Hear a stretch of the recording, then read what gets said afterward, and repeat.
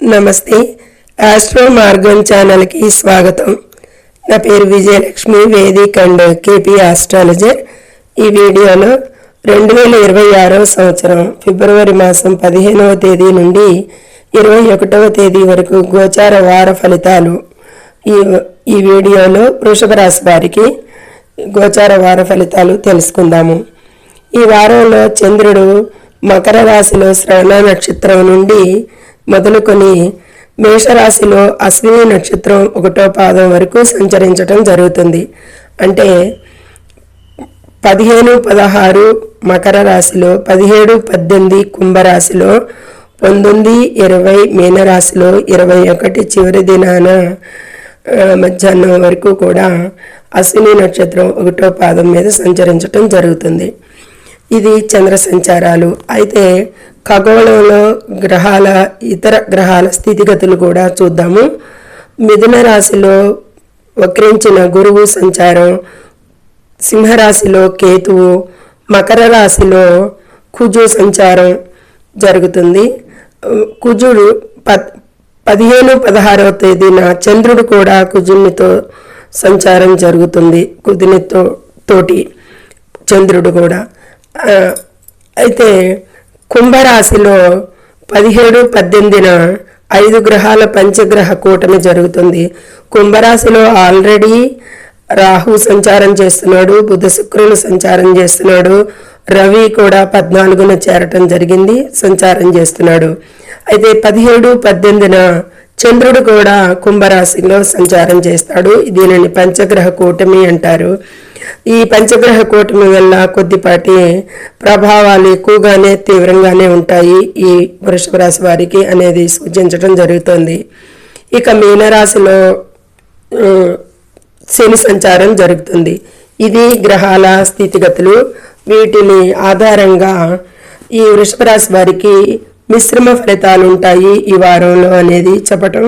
ముఖ్యంగా కుంభరాశిలో జరుగుతున్న గ్రహాల సంచారం ప్రభావం ఎక్కువగా ఉంటుంది అనేది సూచించడం జరుగుతుంది. అయితే వివరాల్లోకి వెళ్తే ముందు ఛానల్ని సబ్స్క్రైబ్ చేయగలరు, షేర్ చేయగలరు, లైక్ చేయగలరు. ధన్యవాదములు. అయితే ముందుగా ఈ వృషభ రాశి వారికి ఫైనాన్స్ పరంగా చూస్తే కనుక ఆర్థికంగా ఈ వారం మిశ్రమ ఫలితాలే ఉంటాయి అనేది సూచించడం జరుగుతుంది. ఇక ఆదాయం బాగున్నా కానీ ఊహించని ఖర్చు రావచ్చు.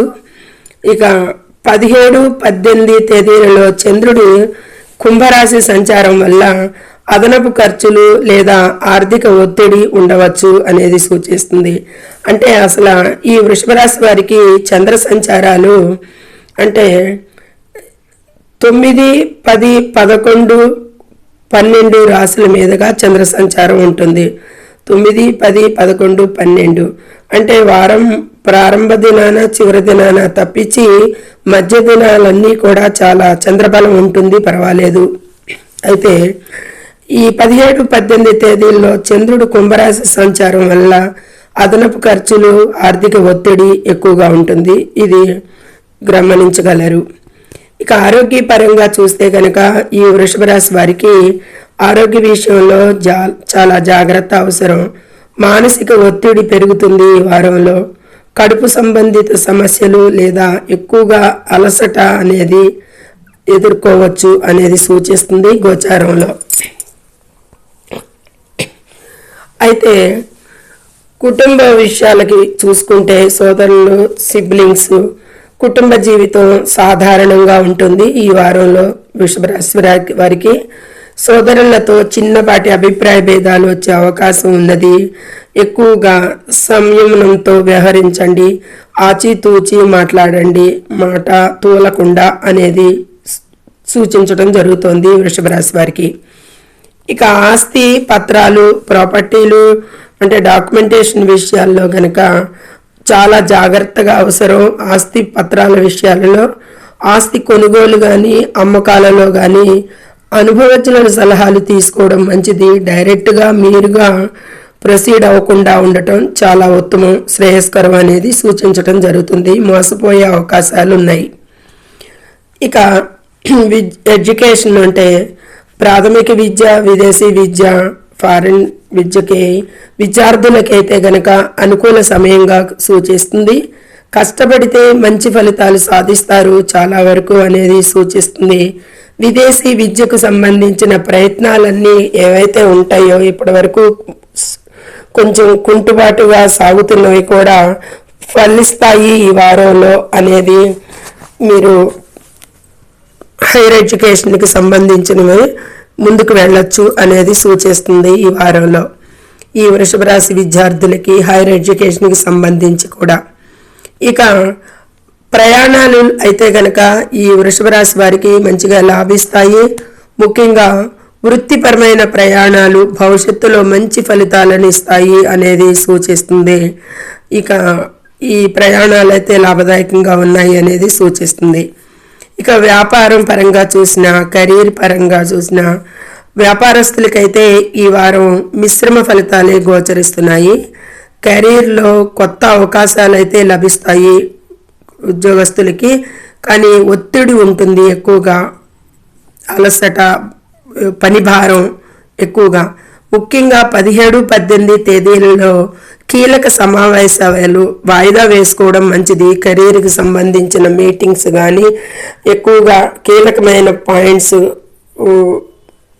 చర్చలు కానీ ప్లాన్స్ కానీ అమలుపరచుకోవటాలు వీటన్నిటికీ కూడా 17, 18 తేదీల్లో వ్యాపార పరంగా కానీ ఉద్యోగ పరంగా కానీ వాయిదా వేసుకోవటం మంచిది అనేది సూచిస్తుంది. అనుకూలంగా లేదు ఈ దినాలు. ఇక కోర్టు కేసుల విషయాలకు వస్తే కనుక కోర్టు కేసులు ఉన్నవారు చాలా జాగ్రత్తగా ఉండాలి ఈ వారంలో. తొందరపాటు నిర్ణయాలు తీసుకోకండి, వీలైతే వాయిదా వేయండి.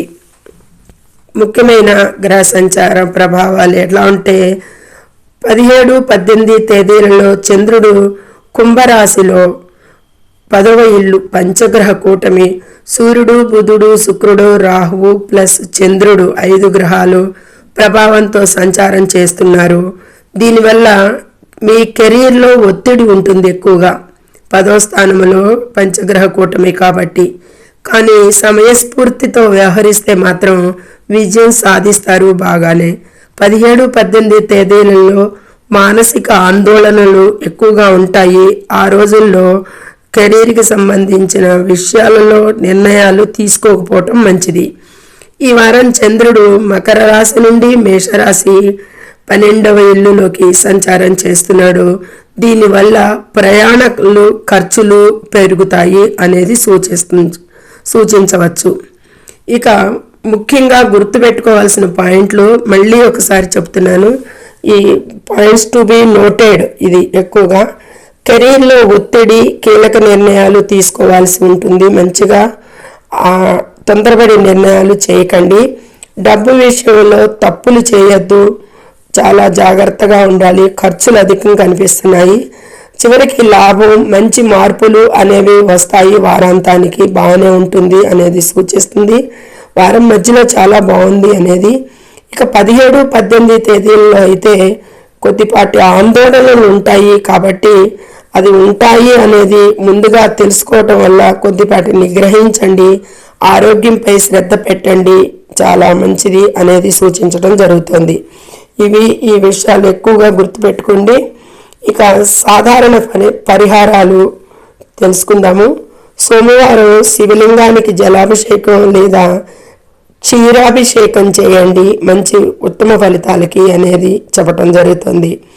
ఇక చంద్రమంత్రాలను పఠించడం వల్ల మనశ్శాంతి లభిస్తుంది అనేది సూచించడం జరుగుతుంది. ఎందుకంటే పంచగ్రహ కూటమికి చంద్రుడు కీలకం కాబట్టి మనశ్శాంతి లేకుండా ఆరోగ్యంపై ఆందోళనలు ఇవన్నీ తగ్గటానికి ఈ చంద్రమంత్రాలను పఠించండి. శుక్రవారం లక్ష్మీదేవిని ఆరాధించడం మంచిది అనేది సూచించడం జరుగుతుంది. ఇవన్నీ కూడా గోచార అంచనాలు మాత్రమే. ఇవి జన్మ జాతకంలో దశ దిశ వేరుగా ఉంటే అక్కడ గ్రహాలు వేరుగా ఉంటాయి కాబట్టి కొద్దిపాటి మార్పులు అయితే సంభవం అనేది చెప్పడం జరుగుతుంది. మొత్తానికి ఈ వృషభ రాశి వారికి ఈ వారంలో జరిగే అన్ని ముఖ్యమైన పాయింట్లు చెప్పటం ఎంతో విపులంగా చెప్పటం జరిగింది, అక్యురేట్గా. ఇవి గోచార అంచనాలు. సర్వే జనో సుఖినో భవంతు. నచ్చితే లైక్ చేయండి, షేర్ చేయండి, కామెంట్ చేయండి. ముఖ్యంగా సబ్స్క్రైబ్ చేసి లైక్ చేయండి. ధన్యవాదములు.